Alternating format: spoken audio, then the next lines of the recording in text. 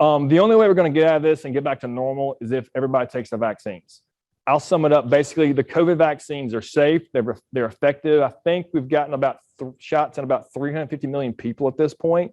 The only thing keeping it from getting a full approval is just the bureaucratic process. It's a safe vaccine. They've used existing technology to create the vaccines. They're good vaccines.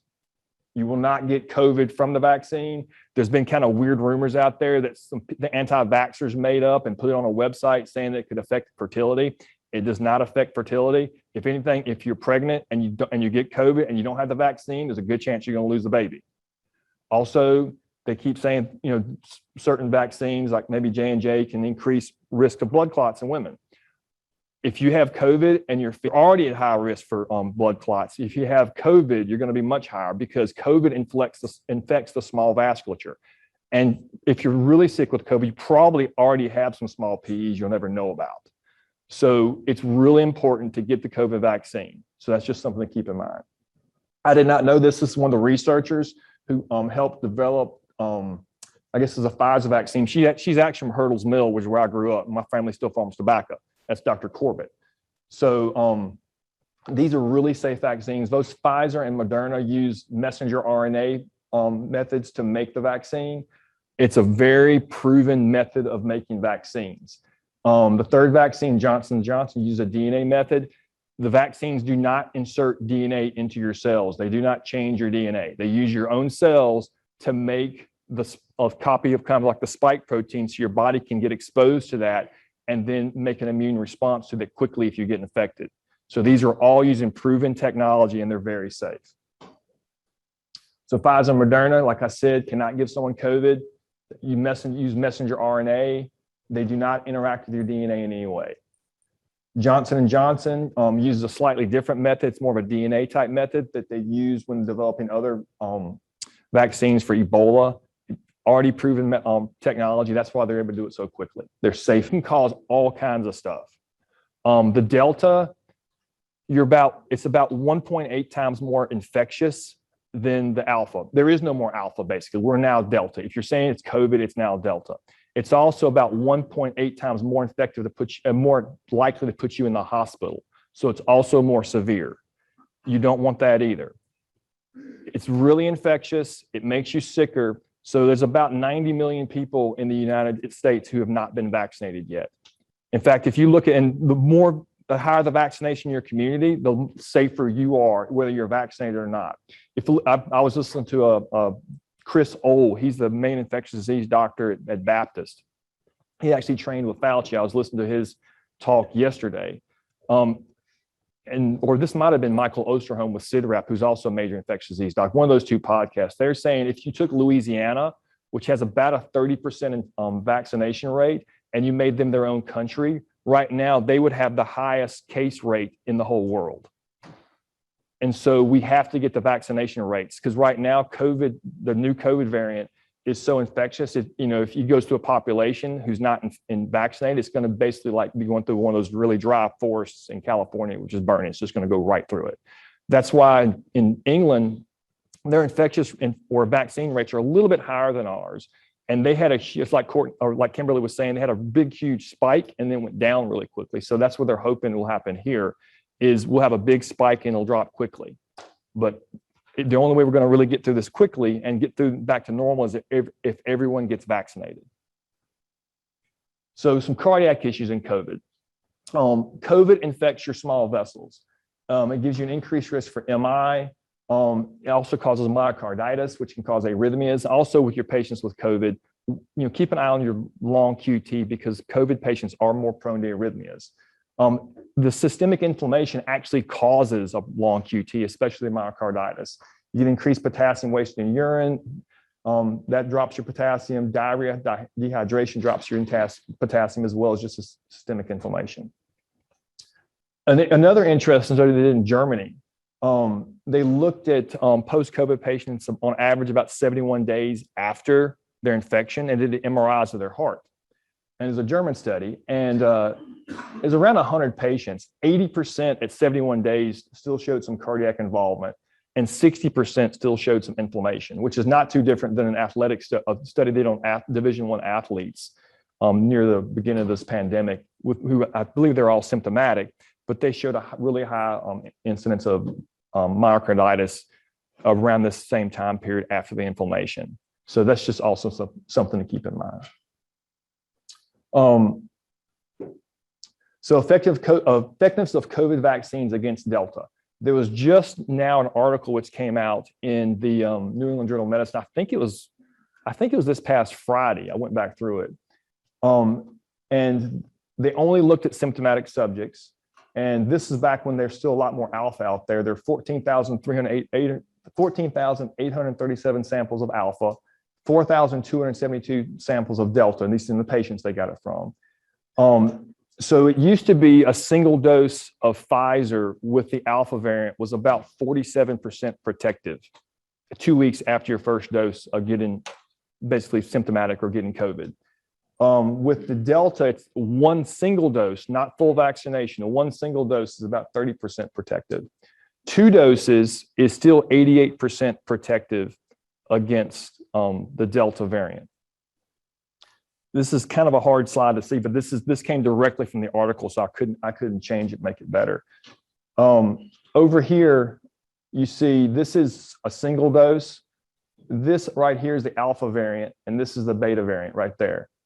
So when the alpha variant was predominant, one single dose got you around 48% protection.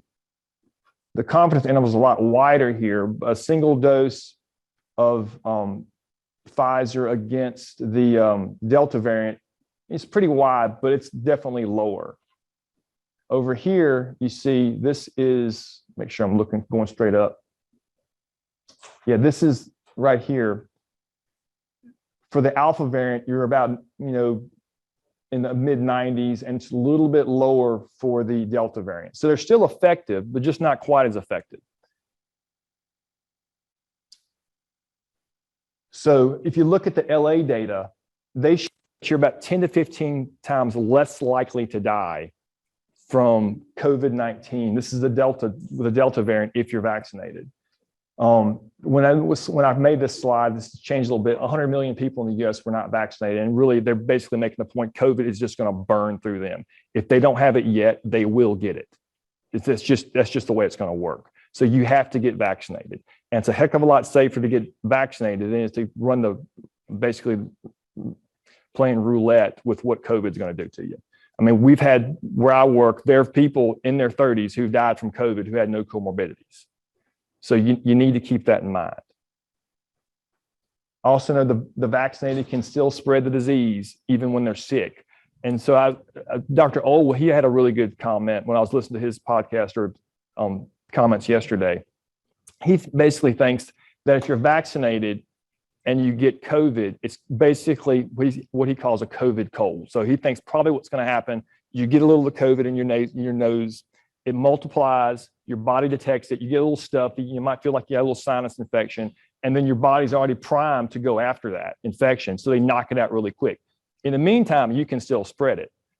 So that's why the most recent HHS guidance says if you're in an area with high rates of transmission, which is pretty much the whole state now, that's why they're saying if you're vaccinated or not, you need to wear a mask the entire time, because you could be asymptomatic and be infectious, or you could have what you think is a mild cold and be infectious. So that's why it's important to wear masks inside pretty much in the whole state. And I think there's 1 or 2 counties which were yellow, but everybody else is pretty much bright red. So that's just something to keep in mind. Massachusetts data, this is basically the stress test on vaccines. 70% of the people who went to this big resort community or resort town in Massachusetts out in the Cape Cod, like 60,000 people went to a big, basically one huge party for the whole town. People in bars, dancing together, jumping up and down next to together, singing together. And so this was a really big stress test. The reassuring thing was, although a lot of people still got COVID, even though they're vaccinated, most of them did not get really sick. Out of 346 people that were hospitalized, only 4 of those were vaccinated, and 2 of those had significant comorbidities. In fact, if you talk to people in Missouri and other states where they're really having huge explosions, only about 5% of the hospital, or excuse me, about 5% of the positive cases are actually vaccinated. So still 90, 85, 90% at least, probably closer to 95% of the people getting COVID in those areas are not vaccinated. You still get some people who get some symptoms and get tested and they test positive, but they don't usually get very sick. But the people you do have to worry about, immunosuppressed folks, especially lymphoma, leukemia, people with transplants, things like that, they're the folks that are probably going to look at needing to get a booster shot.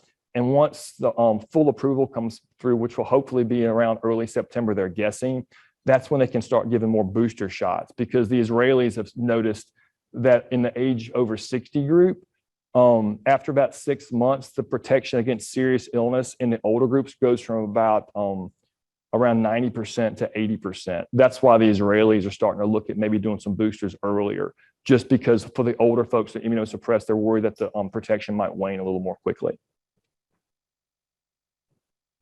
I already went over this. Oh, I don't have control. Joseph says I don't have control. We got some latecomers coming.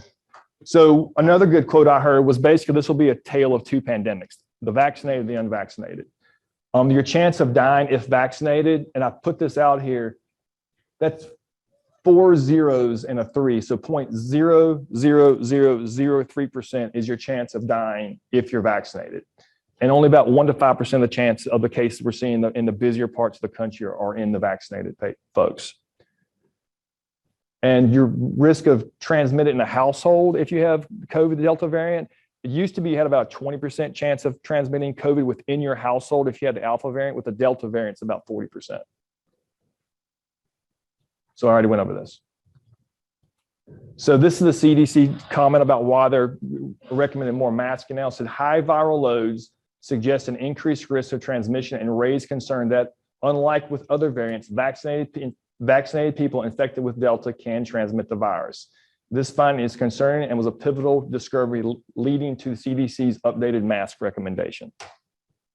So any questions about COVID so far? Well, we're going to get through COVID, but the best way for us to get through COVID safely is to get people vaccinated. And that's going to be the best way to make sure not as many people die. Because if we don't get more people in the state vaccinated, we're going to have a lot more dead people, and we're going to be a lot busier than we had to be otherwise. So we need to get our folks